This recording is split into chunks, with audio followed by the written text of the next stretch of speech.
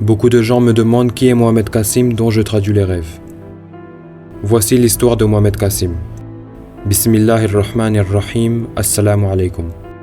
Mon nom est Mohamed Kassim et je suis d'originaire du Pakistan. J'atteste qu'il n'y a pas d'autre divinité que Allah et que Muhammad sallallahu alayhi wa sallam est son messager. Et je suis fier de faire partie de la communauté du prophète Muhammad sallallahu alayhi wa sallam. Allah et le prophète Muhammad sallallahu alayhi wa sallam m'ont ordonné à travers mes rêves de partager mes rêves avec les gens.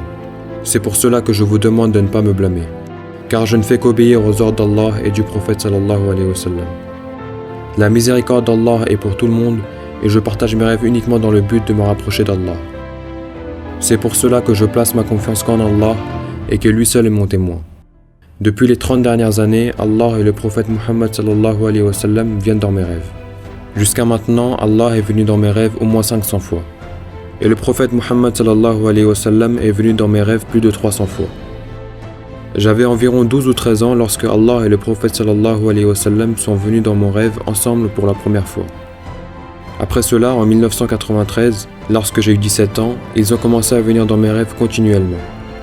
Et jusqu'aujourd'hui, Allah et le prophète sallallahu alayhi wa sallam continuent de venir dans mes rêves. Dans ces rêves, Allah et le prophète sallallahu alayhi wa sallam m'ont annoncé de bonnes nouvelles pour le Pakistan. Ils m'ont dit, un jour tu sortiras l'ensemble de la communauté musulmane des ténèbres, et le monde entier sera rempli de lumière et de paix, commençant par le Pakistan. Dans un autre rêve, Allah m'a dit, Kassim, je défendrai le Pakistan et je protégerai le Pakistan. En 2007, Allah et le prophète sallallahu alayhi wa sallam ont commencé à m'éduquer à travers mes rêves, et m'ont dit ce que je devais faire et ce dont je devais m'abstenir. Principalement m'écarter de toute forme de shirk, et comment on devient une bonne personne. En 2014, Allah et le prophète sallallahu alayhi wa sallam m'ont ordonné de partager mes rêves avec les gens. C'est ensuite que j'ai commencé à partager mes rêves avec ma famille, mes amis et d'autres personnes de mon entourage. J'ai aussi envoyé mes rêves par email à l'armée du Pakistan, sur les sites internet du gouvernement et différents sites islamiques.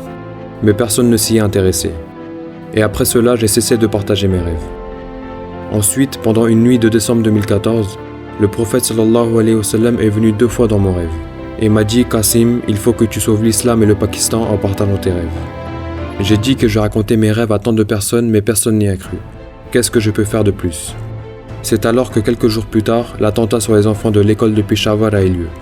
Et j'ai donc décidé que j'obéirais à Allah et au prophète sallallahu alayhi wa sallam. Et je partagerai mes rêves même si les gens n'y croient pas. Et c'est comme ça que j'ai commencé à partager mes rêves sur internet. Je tiens à mettre les choses au clair sur le fait que je suis une simple personne, et non une personnalité religieuse. Dans un rêve en 1994, Allah m'a dit depuis le ciel, et je me souviens toujours aussi bien de ces paroles, « Kassim, les promesses que je t'ai faites, je les accomplirai. Et si je n'accomplis pas mes promesses, alors je ne suis pas le Seigneur des mondes. Depuis ce jour, j'attends l'heure où les promesses d'Allah se réaliseront, et quand mon épreuve de patience prendra fin. Jusqu'aujourd'hui, je n'ai jamais désespéré de la miséricorde d'Allah.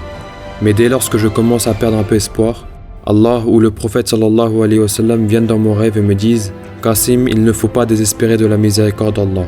Certes, seuls les mécréants désespèrent de la miséricorde d'Allah. Fais preuve de patience et Allah ne gaspille pas la récompense des gens patients. » Dès lors que Allah me redonne de l'espoir, je reprends la foi. En janvier 2014, Allah m'a dit « Je t'ai éprouvé pendant 20 ans.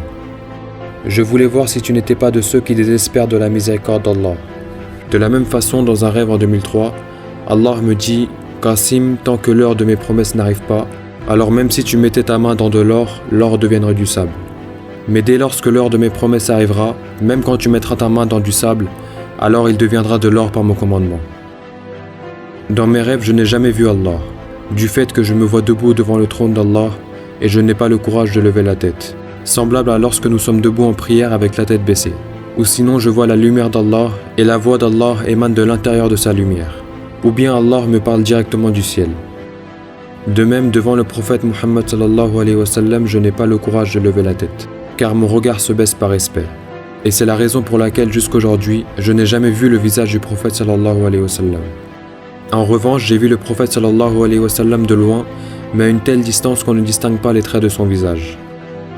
Dans un rêve, le prophète sallallahu alayhi wa sallam m'a pris dans ses bras et mon corps tout entier témoignait que c'était le noble corps du prophète sallallahu alayhi wa sallam.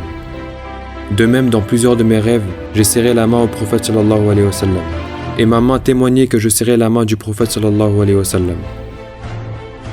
Pour la première fois dans un rêve en décembre 2015, j'ai effleuré du regard les yeux du prophète Muhammad sallallahu alayhi wa sallam.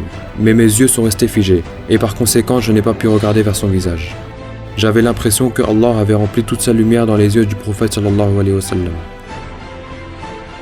Dans mes rêves, j'ai rencontré plusieurs prophètes et messagers, mais je n'ai vu que le visage du prophète Sulayman alayhi salam. À part cela, j'ai déjà vu le prophète Isa alayhi salam à plusieurs reprises dans mes rêves. J'ai vu le prophète Isa alayhi salam descendre du ciel, et juste après cela, les Gog et Magog sont libérés. Je rejoins le prophète Isa alayhi salam accompagné de quelques personnes, et puis nous commençons à vivre avec lui. Dans quelques rêves, lorsque le monde se remplit de paix, quelques années plus tard, Dajjal apparaît, et Dajjal essaye de détruire la paix mondiale. Dans mes rêves, Allah m'a dit « Nous serons la dernière communauté du prophète Muhammad sallallahu alayhi wa sallam sur cette terre, et Al-Qiyamah sera établie sur les pires d'entre nous. » En 1993, j'ai commencé à écrire mes rêves dans un cahier. Par exemple, quand et combien de fois j'ai vu Allah et le prophète Muhammad sallallahu alayhi wa sallam dans mes rêves. Mais par malheur, il y a quelques années, j'ai égaré ce cahier.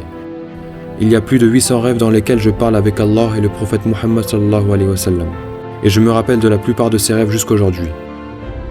Beaucoup de gens m'ont dit que je suis mentalement malade ou que ça vient de Shaitan. Quoi qu'il en soit, Allah m'a dit en rêve de lire les 3 dernières sourates du Coran avant de dormir, pour que Shaitan reste loin de moi. Et grâce à Allah, j'applique cela depuis plusieurs années. Dans un rêve en septembre 2015, Allah m'a dit « Qasim, le Coran est ma parole. Et si tous les shaitans, djinns et hommes se rassembleraient, ils ne seront pas capables de créer ne serait-ce qu'un seul verset. De même que les rêves que j'ai été montrés ont été créés par moi. Et si tous les shaitans, djinns et hommes se rassembleraient, ils ne seraient pas capables de créer un tel rêve.